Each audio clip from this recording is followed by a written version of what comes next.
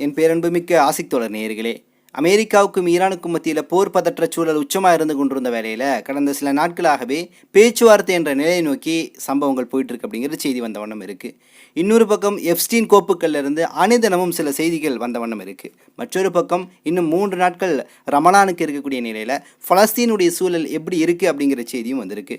So இந்த விஷயங்களை ஒன்றன் பின் ஒன்றாக விரிவாகவும் ஆழமாகவும் இந்த காணொலியில் பார்க்க போகிறோம். ஸோ பார்ப்பதற்கு முன்னாடி நமது ஆசிக் தோழர் என்ற இந்த சேனலை மறக்காமல் சப்ஸ்கிரைபர் செய்து உங்கள் உறவினர்களுக்கும் நண்பர்களுக்கும் இந்த செய்தி பகிருங்க. மறக்காம கீழே இருக்கக்கூடிய பெல் ஐகானை கிளிக் பண்ணுங்க. இதன் வழியாக நமது செய்திகள் உடனுக்குடன் உங்களை வந்தடையும். வாங்க சம்பவத்துக்குள்ள போவோம்.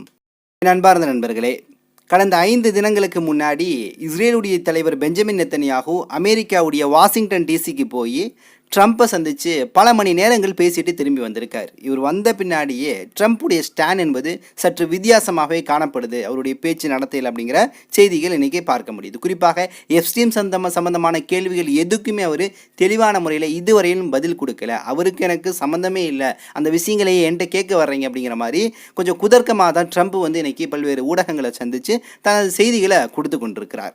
இன்னொரு பக்கம் ஒமானில் ஈரானுடைய தலைவர்கள் மற்றும் அமெரிக்காவுடைய முக்கிய தலைவர்கள் கலந்து கொண்டு அங்கேயும் சில பேச்சுவார்த்தைகள் நடந்திருக்கு அப்படிங்கிற மாதிரி செய்திகள் வந்துட்டு இருக்கு. குறிப்பாக இந்த ஒமானில் நடந்த பேச்சுவார்த்தையில் தான் நியூக்ளியர் சம்பந்தமான விஷயங்களை தாண்டி ஈரான் எதையுமே பேச விரும்பலை. ஆனால் ட்ரம்ப் தரப்பில் அதாவது அமெரிக்க தரப்பில் வந்து வைக்கக்கூடிய கோரிக்கைகள் என்னென்னா, குறிப்பாக இந்த நியூக்ளியரில் அதுவும் செறிவூட்டப்பட்ட யுரேனியத்தை நீங்கள் பயன்படுத்தவே கூடாது, நீங்கள் 1 அல்லது 2% தான் பயன்படுத்தணுங்கிற மாதிரி சில கட்டுப்பாடுகளை விதிக்கக்கூடிய ஒரு நிலையை நோக்கி தான் அந்த பேச்சுவார்த்தை இருந்திருக்குன்னு செய்தி வருது.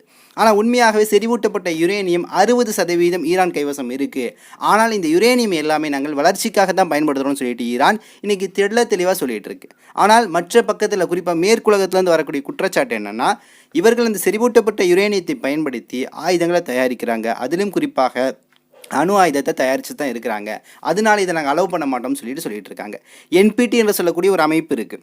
இந்த அமைப்பு பார்த்திங்கன்னா இந்த யுரேனியத்தை எல்லா நாடுகளும் இப்படி பயன்படுத்துகிறாங்கன்னு சொல்லிட்டு பல்வேறு ஆய்வுகள் செய்வாங்க. அந்த அணு உலை சார்ந்த விஷயங்கள், அந்த அணு உலையோட பயன்பாடுகள் என்னன்னு சொல்லிட்டு அந்த என்பிடி விதிமுறையின் அடிப்படையில் கூட பல நாடுகள் 20லிருந்து 25% வரை கூட இந்த செறிவூட்டப்பட்ட யுரேனியத்தை வச்சுருக்காங்க. ஆனால் ஈரான் வைத்திருக்கக்கூடிய இந்த யுரேனியத்தை துளியும் வைக்கவே கூடாது அப்படிங்கிறது முற்றிலும் ஒரு குதர்க்கமான விஷயம். ஏன்னா ஒரு நாடு 100% கூட யுரேனியம் வச்சுக்கலாம், அது செறிவூட்டி வச்சுக்கலாம், அது என்ன பர்பஸுக்கு யூஸ் பண்ண போகுது அப்படிங்கிறதான் கேள்வி. ஈரான் என்ன சொல்லுது, நாங்கள் மருத்துவ பயன்பாடு, சிவில் மக்களுடைய பர்பஸுக்காக அதை பயன்படுத்த போகிறோம், அப்படி தான் பயன்படுத்திகிட்டு இருக்கோம் அப்படிங்கிற ஒரு விஷயத்தை தான் தொடர்ந்து ஈரான் என்ன சொல்லிட்டு இருக்கு. ஆனால் இந்த மேற்குலக நாடுகள் இல்லை யுரேனியத்தை பயன்படுத்தி இவர்கள் அணு ஆயுதத்தை மட்டும்தான் தயாரிக்கிறாங்க அப்படிங்கிற குற்றச்சாட்டு தொடர்ந்து முன்வைத்து கொண்டிருக்கிறது. ஸோ இந்த டிபேட்டில் தான் வந்து இன்றைக்கி போயிட்டுருக்கு. ஆனால் ஈரான் இன்றைக்கி ரொம்ப வலுவான ஒரு சிச்சுவேஷனில் தான் இருக்குது, எதற்கும் துணிந்து தான் இருக்குது. அதனால தான் ஈரானை பற்றி ட்ரம்ப் நேற்றைய தினம் ஒரு பதிவு சொல்கிறாரு, எனக்கு சத்தியமாக புரியல, அங்கே இருக்கக்கூடிய சுப்ரீம் தலைவர் ஆயத்துல்லா கொமேனி இருக்கக்கூடிய இடத்துல நான் இருந்தேன்னா நிச்சயமாக நான் வந்து நைட்டில் தூங்கவே மாட்டேன், விழித்து கொண்டே இருப்பேன். அதே போல் ஒரே இடத்துல இருக்க மாட்டேன், ஒவ்வொரு நாளும் ஒவ்வொரு இடம் சொல்லிட்டு பல இடங்களுக்கு நான் ஷிஃப்ட் ஆகிட்டே மாறி இருந்துட்டு இருப்பேன். அதே மாதிரி நான் உயிரோடு தான் இருக்கேங்கிறத லைவ் டெலிகாஸ்ட் பண்ணிகிட்டே இருப்பேன் அப்படின்னு சொல்லிட்டு ஆயத்துல்லா கொமேனி, சுப்ரீம் தலைவர் ஆயத்துல்லா கொமேனி இடத்துல ட்ரம்ப் ஆகிய நான் இருந்தால் இப்படி தான் இருப்பேன்னு சொல்லிட்டு தனது பயத்தை இன்னைக்கு வெளிப்படுத்தி ஆயத்துல்லா கொமேனியுடைய மன தைரியத்தை வந்து இன்றைக்கி வந்து கிட்டத்தட்ட மெச்சக்கூடிய இடத்துக்கு வந்து ட்ரம்ப் போயிட்டான்னு பார்க்க முடியுது. இன்னொரு பக்கம் ஈரானுக்குள்ள ஆட்சி கவிழ்ப்பு ஏற்படுத்த வேண்டும் என்று ட்ரம்ப் ஆசைப்படுறாரோ இல்லையோ, இந்த நாட்டில் 1949 வந்து வெளியான ரேசா பஹ்லவி என்று சொல்லக்கூடிய ஒரு துரோகின்னு தான் சொல்லணும். ஏன்னா நாட்டிலேருந்து நாடு கடத்தப்பட்டவன் ஈரானில் தான் இருந்தான். பெஹ்லவியுடைய ஆட்சி, ரேசா பெஹ்லவியுடைய ஆட்சி தான் வந்து 1949 இருந்துச்சு. அதற்கப்புறம் தான் கொமேனி பரம்பரையுடைய ஆட்சி அங்கே வருது, வந்து இஸ்லாமிய குடியரசு என்பது நிலைநிறுத்தப்பட்டு இன்றைக்கி கிட்டத்தட்ட 48 வருஷம் 49 வருஷம் ஓடி போச்சு. இன்றைக்கி வெளியே இருந்துட்டு என்ன சொல்கிறான், உண்மையாக ஈரானில் வந்து மிகப்பெரிய ஒரு வறுமை நிகழ்வுது, அங்கே மிகப்பெரிய மனித உரிமை மீறல் நடக்குது, அதனால் அங்கே போராடி கொண்டிருக்கக்கூடியவர்களுக்கு ரேசா பஹ்லவியான நான் வந்து ஒத்துழைப்பு கொடுக்குறேன், நான் ஆதரவு கொடுக்குறேன். அப்போ அவர்கள் போராடி கொண்டிருக்கக்கூடியவர்கள் என்ன செய்யணும்னா ட்ரம்ப்புடைய பேச்சு கேட்கணும், ட்ரம்ப்புடைய கரங்களை வலுப்படுத்த வேண்டும். ட்ரம்ப் இதை நேரடியாக செயல்பட்டு தலையிட்டு அங்கே இன்னும் நடக்கக்கூடிய உயிரிழப்புகளை தடுக்கணும். ஏன்னா இதை தடுக்கக்கூடிய சக்தி என்பது ட்ரம்ப்புக்கு தான் இருக்குது. ட்ரம்ப் அங்கே ஆட்சி கவிழ்ப்பை கொண்டு வரணும் அப்படின்னு ஆசைப்படுறாரு. ஏன்னா இவர் வெளியேறிட்டார்ல, இவர் அரச பரம்பரையை சார்ந்து வரக்கூடியவர், இவர் வெளிநாட்டில் இன்றைக்கி நாடு கடத்தப்பட்டு அங்கே இருக்கிறாரு. ஸோ அவர் மீண்டும் ஈரானுக்குள்ளே வரணும், ரேசா பஹ்லவியுடைய ஆட்சி வரணும், மீண்டும் கொமேனியுடைய ஆட்சி வீழ்த்தப்படணும். அப்படிங்கிறதுக்காக இன்றைக்கி ட்ரம்ப்புக்கு சொம்படிக்கக்கூடிய வேலையை இந்த ரேசா பஹ்லவி என்று சொல்லக்கூடிய துரோகி இன்றைக்கி செஞ்சுட்ருக்கான். இன துரோகின்னு சொல்லலாம். ஏன்னா இந்த நாட்டில் தான் இருந்து இந்த நாட்டுடைய மக்களை ஆட்சி செய்து கொண்டு இருந்தவன். இன்றைக்கி அவன் வெளியேறிட்டான். ஸோ இப்படி தான் இன்றைக்கி என்ன ஆகிட்டு இருக்கு, ஒரு பப்படு கைப்பாவை பொம்மையை போல் சில ஆட்சிகளை நிறுவுவதற்காக வேலையை தான் இன்றைக்கி வந்து ட்ரம்ப் தெளிவாக செஞ்சுட்டு இருக்கிறாரு நம்மளால் பார்க்க முடியுது. மற்றொரு பக்கம் இந்த எப்ஸ்டீன் கோப்பும் இந்த ஈரானுடைய சம்பவம், ஈரான் அமெரிக்காவுடைய சம்பவமும் ஒரே நேரத்தில் இன்றைக்கி பேசப்படுது. ஸோ எப்ஸ்டீன் கோப்புக்கும் இந்த ஈரானுடைய சம்பவத்திற்கும் ஒரு விஷயம் தொடர்பு இருக்குன்னு நான் கடந்த காலங்களில் சொல்லியிருந்தேன். என்னென்னா, இந்த எப்ஸ்டீன் கோப்பில் பார்த்தீங்கன்னா எப்ஸ்டீன் வந்து ஒரு அக்கௌண்ட் பயன்படுத்திட்டு இருந்தான். அது பார்த்திங்கன்னா JP மோர்கன் என்று சொல்லக்கூடியவர் தான் அதை பராமரிச்சுட்டு இருந்தார். அவர் சம்மந்தமான ஒரு விஷயம் கூடி வந்திருக்கு. அவர் மேலே கூட பல குற்றச்சாட்டுகள் எப்ஸ்டீன் கோப்புகளை வந்திருக்கு. இந்த JP மோர்கனுக்கும் இந்த எப்ஸ்டீனுக்கும் மத்தியில் எந்த அளவு தொடர்புனா, அக்கௌண்ட்ஸ் சம்மந்தமான எல்லா விஷயங்களும், வங்கி சம்மந்தமான எல்லா விஷயங்களும் இரண்டு நபர்களுக்கும் தெரிஞ்சிருக்கு. JP மோர்கன் அதை பராமரிச்சுட்டு வந்திருக்காரு. ஸோ இந்த மேலில் தான் வந்து அந்த பால் என்று சொல்லக்கூடிய சைத்தானிய தெய்வத்தை குறித்து அந்த பேர் என்பது இடம்பெற்றிருந்துச்சு. ஸோ இதை உணர்ந்து கொண்ட, ஸோ இந்த பேரால் தான் இந்த உலகத்தில் வந்து இவ்வளோ பெரிய அட்டுழியங்கள் நடக்குது. இந்த பேரால் தான் சிறுமிகள் கற்பழிக்கப்படுகிறார்கள், கொல்லப்படுகிறார்கள், நரபலி கொடுக்கப்படுகிறார்கள் என்ற அந்த விஷயம் என்பது, சைத்தான் என்ற அந்த விஷயம் உலக மக்களுக்கே, இனத்திற்கே எதிராக இருக்கிறனால தான் அந்த சைத்தான் பேரில் இருக்கக்கூடிய அந்த பால் என்ற சிலையை சில நாட்களுக்கு முன்னாடி, அதாவது ஈரானுடைய அந்த குடியரசு தினம் வரும் தெரியுங்களா, அந்த தினத்தில் பார்த்திங்கன்னா இஸ்லாமிய கலாச்சாரம், இஸ்லாமிய குடியரசு நிறுவப்பட்ட அந்த நாள் இருக்குல்ல, அந்த நாளில் இந்த பால் என்ற சிலையை தெஹ்ரானில் வச்சு பிரம்மாண்டமாக செஞ்சு பல நபர்கள் இவ்வளோ நாள் எங்கே இருந்துச்சு, அதை ஒழிச்சு வச்சுருந்தாங்களா, அதை வச்சு வணங்கிட்டு இருந்தாங்களான்னு பல கேள்விகள் கேட்டாங்க. ஒழிச்சு வைக்கல, அதை மறைச்சி வச்சு வணங்கலாம் செய்யலை. அதை வந்து அதே போல் அவங்க என்ன வடிவில் சொல்லியிருந்தாங்களோ, குரான் எப்படி அதை வர்ணிச்சிச்சோ அதே போல் இந்த பால் என்ற சிலையை பிரம்மாண்டமாக செய்து அதை கொளுத்துனாங்க. ஏன்னா அது உலக மனிதகுலத்தின் எதிர்ப்பாக இருக்குது. ஒரு குழந்தையை நான் நரபலி கேட்குறேங்கிற அந்த சைத்தானிய கடவுளை வந்து எரிக்கக்கூடிய ஒரு நிலையை உருவாக்குனாங்க. ஸோ அதற்கடுத்து 2 நாள் கழித்து இஸ்பஹானில் பார்த்திங்கன்னா அதே போல் அந்த பால் என்ற சிலையை உருவாக்கி ஒரு எரிப்பு ஏற்பாடு செஞ்சு ஒரு எதிர்ப்பை கொடுத்தாங்க. இப்போ இதில் பல நபர்கள், முஸ்லீம் நபர்களே வந்து கேட்குறாங்க, அதாவது முஸ்லீம் நபர்களா இல்லை சங்கியான்னு தெரியல, ஏங் பாய் நீங்கள் ஒரு கடவுளை வணங்குறீங்க, மற்றவர்கள் பல கடவுளை வணங்குறாங்க, அப்போ பிற கடவுளை வந்து நம்ம எப்படி எதிர்க்கலாம், திட்டலாம், அவங்க கடவுளை நீங்கள் எரிக்கலாமா அப்படிங்கிற பல்வேறு கேள்விகள் வந்து ரொம்ப அறிவாளியை போல கேட்குறாங்க. நல்லா கேட்டுங்க, பிற கடவுள்கள் எப்படி இருந்தாலும் சரி, அது எந்த நம்பிக்கையில் இருந்தாலும் சரி, அதற்கு 10 கைகள் எப்படி இருந்தாலும் அது அவர்களுடைய நம்பிக்கை, அவருடைய உணர்வுகள். ஒரு தெய்வத்தை உருவாக்கி அந்த தெய்வம் மனுஷனெல்லாம் கொல்லும், நரபலி கொடுக்கும் அப்படிங்கிற அந்த தெய்வத்தை ஒரு கூட்டம் வணங்குது அப்படிங்கிறத தாண்டி அந்த கூட்டம் வெளி உலகத்துக்கு தெரியல. இதுவரையிலும் வெளி உலகத்துக்கு தெரியாது. இப்போ தமிழ்நாட்டில் இருக்கக்கூடிய தெய்வங்கள் எல்லாருக்கும் தெரியும். ஒவ்வொரு தெய்வத்திற்கும் ஒவ்வொரு விருப்பம் இருக்கும். காளியம்மன், மாரியம்மன், பல விருப்பங்கள் இருக்கக்கூடிய தெய்வங்கள், பல படையல்கள், பல சம்பிரதாயங்கள் என்று பல விஷயங்கள் இருக்குது. அது எல்லாமே மனித குலத்திற்கு எதிராக இருந்தால் மனுஷனாக பிறந்த எல்லாமே எதிர்க்க தான் செய்வான். ஆனால் ஒரு தெய்வம் இந்த உலகத்திற்கே தேவையில்லை. அந்த தெய்வம் ஒழித்து வைக்கப்பட்டு அந்த தெய்வத்தினால் குழந்தைகளை கொன்று நரபலி கொடுப்பது என்பது எந்த வகையில் நியாயம்? அப்போ அது வெளிப்படுத்தவும் இல்லை, எக்ஸ்போஸ் பண்ணலை. இதுவரை உலகத்தில் வந்து பாலுங்கிற தெய்வங்கிறது எங்கேயாவது இருக்கா? கேள்விப்பட்டிருக்கீங்களா? சிலைகளை கேள்விப்பட்டிருக்கீங்களா?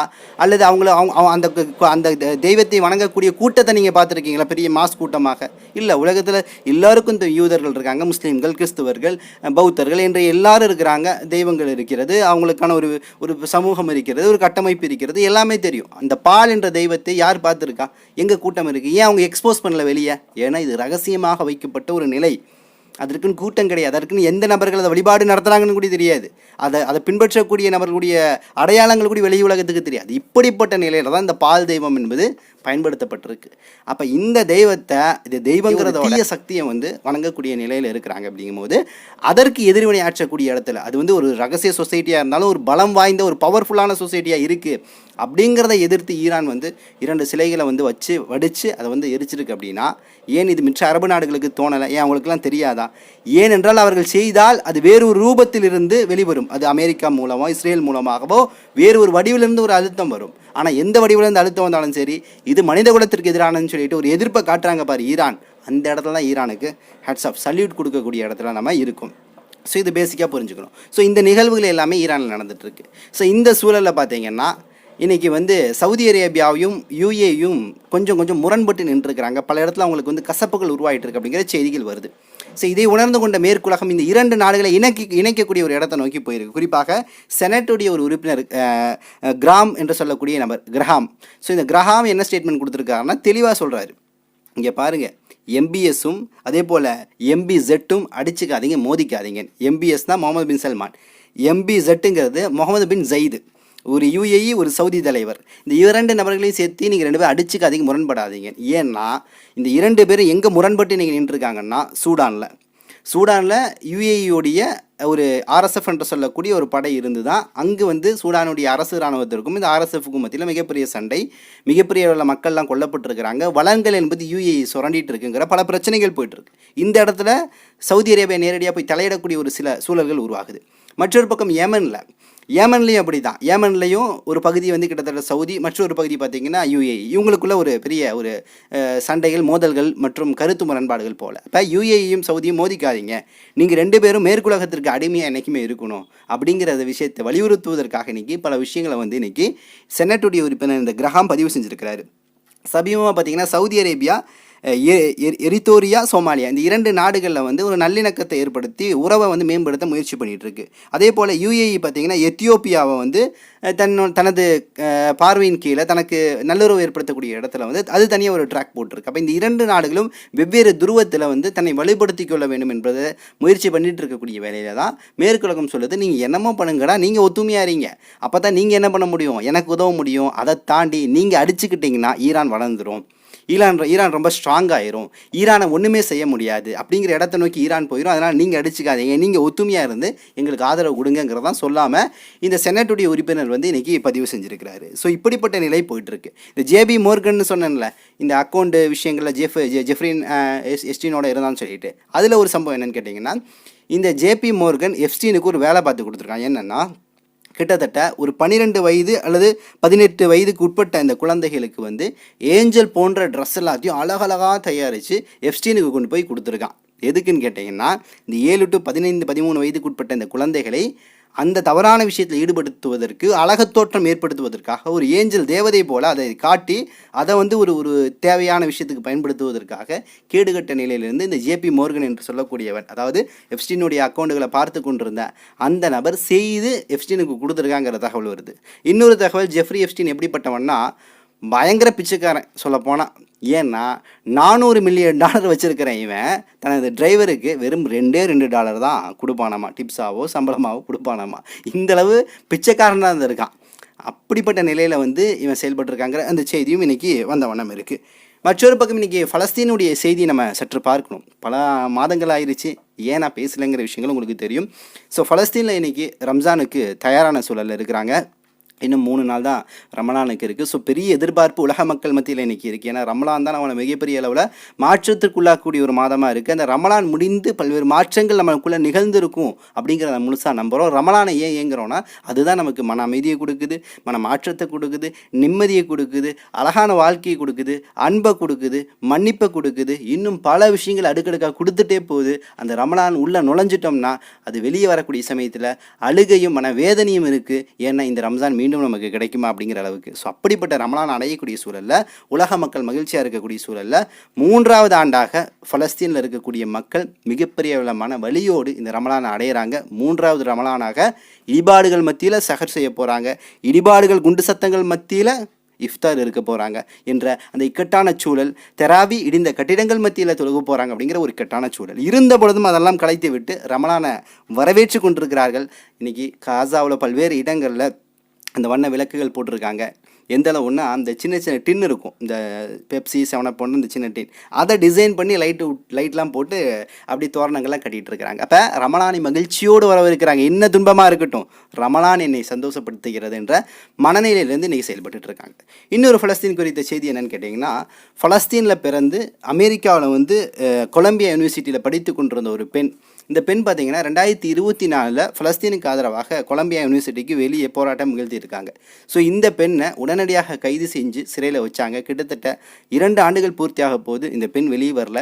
ஒரு 2 தினங்களுக்கு முன்னாடி இந்த பெண்ணுக்கு ஃபிக்ஸ் என்று சொல்லக்கூடிய இந்த விழிப்பு நோய் வந்து உடல் முழுக்க பெரிய பாதிப்பதை ஏற்படுத்தி இறுதியாக இன்னைக்கு தான் மருத்துவமனைக்கு அழைத்து கொண்டு செல்லப்பட்டிருக்காங்க. இப்போ 2 ஆண்டுகள் அவர்கள் அந்த சிறையில் மிகப்பெரிய அளவில் துன்பப்பட்டிருக்கிறாங்க. அமெரிக்காவில் இருக்கக்கூடிய டெக்சாஸ் என்று சொல்லக்கூடிய அந்த இடத்துல இருக்கக்கூடிய சிறையில் தான் வந்து இவங்க துன்பப்பட்டிருக்கிறாங்க. இவங்களுடைய பேர் பார்த்தீங்கன்னா பிரேரி லெண்டா என்று சொல்லக்கூடிய பெயர் தான். ஸோ இவங்க சமீபமாக இன்றைக்கி வந்து மருத்துவமனையில் இருக்கக்கூடிய இருக்கக்கூடிய சமயத்தில் சில செய்திகளை கொடுத்துருக்குறாங்க. என்னென்னா, இந்த 2 ஆண்டுகளில் அவர்கள் சிறையில் விலங்கிடப்பட்டிருக்கிறாங்க. எந்த அளவுனா ஒரு குளிக்கிறதுக்கோ ஒரு ரெஸ்ட் ரூம் போகிறதுக்கோ கூட அந்த விலங்கை வந்து அவுக்காமல் அப்படியே வந்து அவங்கள வந்து அனுப்பி துன்பப்படுத்தி இருக்கிறாங்க. உளவியல் ரீதியாக டார்ச்சர் கொடுத்துருக்குறாங்க. மிகப்பெரிய அளவில் கஷ்டப்பட்டுருக்காங்கன்னு தெரியுது. ஏன்னா 33 வயசு தான் ஆச்சு. அவங்க உளவியல் சிக்கலில் பெரிய அளவில் பாதிக்கப்பட்டு இன்றைக்கி மிகப்பெரிய அளவில் துன்பப்பட்டிருக்கிறாங்க. எதுக்குன்னா விடுதலை பலஸ்தீனுக்கு குரல் கொடுத்தனால தான் அவங்களுக்கு இந்த நிலைமை. சொல்லப்போனால் டெக்சாஸில் இது போன்ற கைது செய்யப்பட்டவர்கள் எல்லாருமே விடுதலை செய்யப்பட்ட சூழலில் இறுதியாக இந்த சகோதரி தான் இன்றைக்கி சிறையில் இருந்து மிகப்பெரிய இதற்கெல்லாம் ஆளான விளைவு தான் இன்றைக்கி வலிப்பு என்று சொல்லக்கூடிய இந்த ஃபிக்ஸ் நோய் வந்து வெளியே இன்றைக்கி ட்ரீட்மெண்ட்டுக்காக கொண்டு வந்திருக்காங்க. யோசிச்சு பாருங்களேன், ஒரு சகோதரி 33 வயது சகோதரி விடுதலை பலஸ்தீனுக்காக குரல் கொடுத்த ஒரே காரணத்திற்காக 2 ஆண்டுகள் இன்றைக்கி சிறையில் இருந்து கஷ்டப்பட்டுருக்காங்கன்னா எதற்காக இந்த தியாகம்? அவங்க டெக்சாஸுக்கு பலஸ்தீன்லேருந்து போனாங்கன்னா நோக்கம் என்ன? படிப்பதற்கு போயிருக்காங்க. படிச்சுட்டு அவங்க வேலை பார்த்து சந்தோஷமாக இருக்கலாம்ல. ஏன் பலஸ்தீனுக்காக குரல் கொடுக்கும்? ஏனென்றால் அவர்களுக்கு இந்த படிப்பு, இந்த கல்வி, இந்த வேலை இதெல்லாம் தாண்டி மறுமையில் இறைவனுக்கு பதில் சொல்ல வேண்டும் என்ற அந்த ஒரே சிந்தனையில் தான் இவங்க என்ன பண்ணியிருக்காங்க, துணிந்திருந்து இந்த குரல் கொடுத்தாங்க. நம்ம கேட்கலாம், ஏமா நீ பாட்டுக்கு படிச்சுட்டு போகலாம், தேவையில்லாத விஷயத்தில் தலையிட்டு 2 ஆண்டுகள் சிறை. இங்கே 2 ஆண்டுகள் சிறை. பழனி பாபா சொன்ன மாதிரி இங்கே சிறை என்றால் பெயில் என்றால் மறுமையில் எனக்கு என்றோ பெயில் என்று என் குழந்தை என் தாயின் கருவறையிலே எழுதி விட்டான்னு பழனி பாபா. அந்த சொல்லை உணர்ந்த நபர்களால் மட்டும்தான் இது போன்ற தியாகங்களை செய்ய முடியும் அப்படிங்கிற விஷயத்தை பார்க்க முடியுது. அடுத்த ஒரு செய்தி, ஒபாமா இருக்கார்ல, அவர் இன்றைக்கி வந்து ஒரு ஓப்பன் ஸ்டேட்மெண்ட் சொல்லியிருக்கிறாரு. ஏலியன்ஸ் இருக்குப்பா, யாரும் நம்பாமலாம் இருக்க வேணாம், ஏலியன்ஸ் இருக்குது, எப்போ வேணாலும் உலகத்துக்கு வரலாம், வந்து பல்வேறு விஷயங்களை மாற்றலாம்னு சொல்லிட்டு இன்றைக்கி ஏலியன்ஸ் இருக்குதுன்னு சொல்லிட்டு ஒபாமா ஒரு பக்கம் ஒத்துக்கிட்டார். இன்னொரு செய்தி என்னென்னா, ஒப்பாக் இருக்குதுல்ல, அதாவது எண்ணெய் ஏற்றுமதி கூட்டமைப்பு, இல்லை மொத்தம் 8 நாடுகள் இருக்குது. அதாவது Saudi Arabia, Russia, Kuwait, Iraq, Algeria, Kazakhstan, Iran போன்ற நாடுகள் இருக்குது. இது என்ன பண்ணியிருக்குன்னா, மார்ச்சில் வந்து ஒரு கூட்டம் கூட்டுவதற்கான ஒரு ஏற்பாடு செஞ்சுருக்கு. ஏப்ரலிருந்து எண்ணெய் உற்பத்தியை சற்று அதிகரிக்க வேண்டும். ஏன்னா கடந்த 3-4 ஆண்டுகளாக இந்த போர் சூழல் என்ற காரணத்திற்காகவும் ஜிப்ரால்டர், அதே போல் பார்த்திங்கன்னா பாபல் மந்தப், சுயஸ் கனல், இது போன்ற இடங்கள் வந்து இந்த பலஸ்தீன் போர்னால் தடைபட்டு இருக்கக்கூடிய சூழலில் இன்றைக்கி கச்சா பொருட்களுடைய உற்பத்தியும் சற்று கம்மியாக இருக்குது, ஏற்றுமதியும் கம்மியாக இருக்குது. ஸோ ஒப்பாக் என்ன பண்ணலாம், எல்லாம் ஒன்றாக கூடி நம்ம இந்த எண்ணெய் ஏற்றுமதி சம்மந்தமாக, உற்பத்தி சம்மந்தமாக பேசலாம்னு சொல்லிட்டு இன்றைக்கி வந்து இந்த ஒப்பாக் கூட்டமைப்பு வந்து இன்றைக்கி அழைப்பு கொடுத்துருக்கு. ஒப்பாக் கூட்டமைப்புடைய தலைமை யாருன்னு கேட்டிங்கன்னா சவுதி அரேபியா தான். அப்போ பாருங்களேன், இவங்க எல்லாம் எப்படியோ பொருளாதாரம் சம்பாதிக்கணும், நம்ம நஷ்டப்பட்டுறக்கூடாது, நம்ம ஏழ்மைக்கு போயிடக்கூடாது, மீண்டும் ஒட்டகத்தை மேய்ச்சிக்கிட்டு பாலை குடிச்சிட்டுலாம் இருக்கக்கூடாது, நல்லா சந்தோஷமாக ராகத்தாக இருக்கணும்னு ஆசைப்பட்றாங்க. ஆனால் ஈரான் இதெல்லாம் கடந்து பால் என்ற தெய்வத்தை எரித்து தனது எதிர்ப்பை நிலைநாட்டி காட்டியிருக்கு. அப்போ இதில் சொல்லுங்களே, உண்மையான முஸ்லீம், உண்மையான மொமீன் யாருன்னு சொல்லிட்டு நீங்களே முடிவு பண்ணிக்கங்க. ஸோ இன்னும் சில தகவல்களை திரட்டி கொண்டு இன்ஷா அல்லாஹ் விரைவில் வந்து உங்களை சந்திக்கின்றேன். நன்றி. அஸ்ஸலாமு அலைக்கும் வரஹ்மத்துல்லாஹி வபரகாத்துஹு.